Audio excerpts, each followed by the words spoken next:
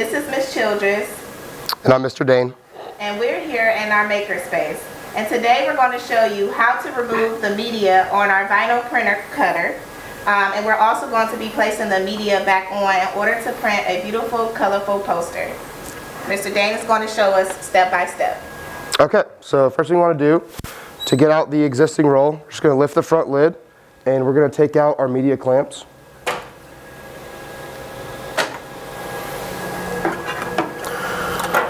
With those out of the machine, you're going to wheel it away from the wall. You can grab that side. Yep. This process is a lot easier if you have someone on the front of the machine and then someone behind the machine. That way, when you feed the media up and through, the person on the front can grab it and kind of make it level for you. So there's a clamp on the front and a clamp on the back that will release the rollers. So I'm just going to release the rollers like that. And for the existing roll, you'll just roll it back out away from the machine.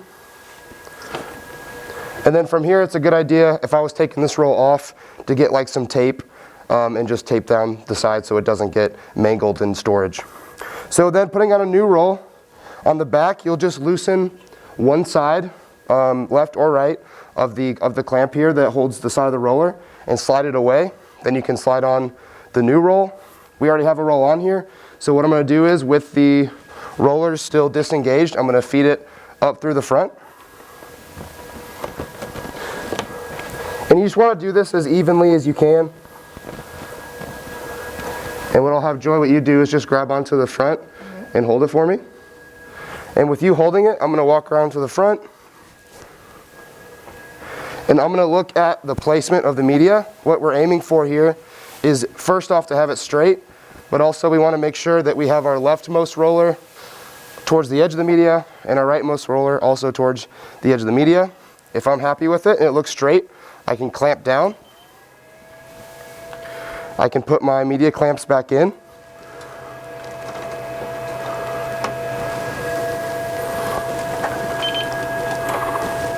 And we'll shut the lid.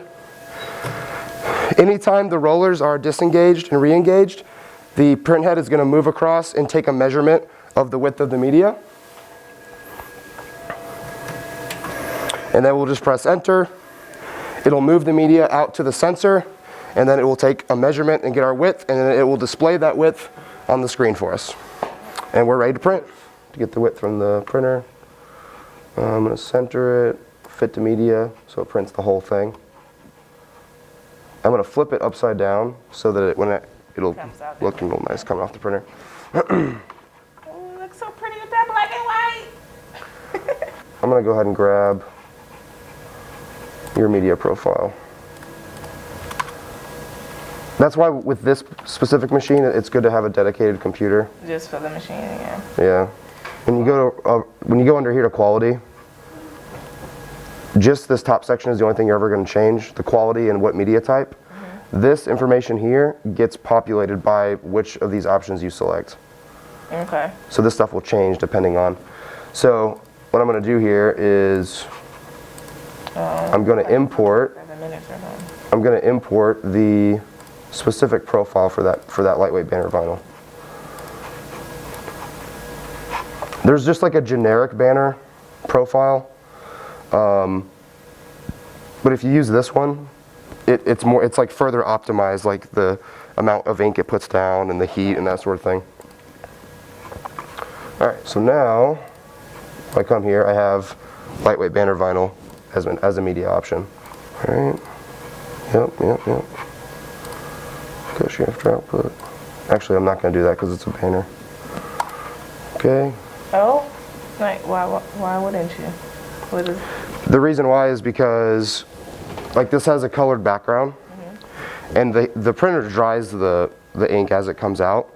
But if you do cut shifter output, it's going to want to cut it off as soon as it's done, and it doesn't give like that last row of ink like adequate time to dry if you take it off immediately. I've seen, like, when I've printed like full like color backgrounds, when I take it off like immediately, and if you touch it, like usually it's pretty dry, but you can smear it if it doesn't have like at least like 10 seconds on the heat shield to dry it.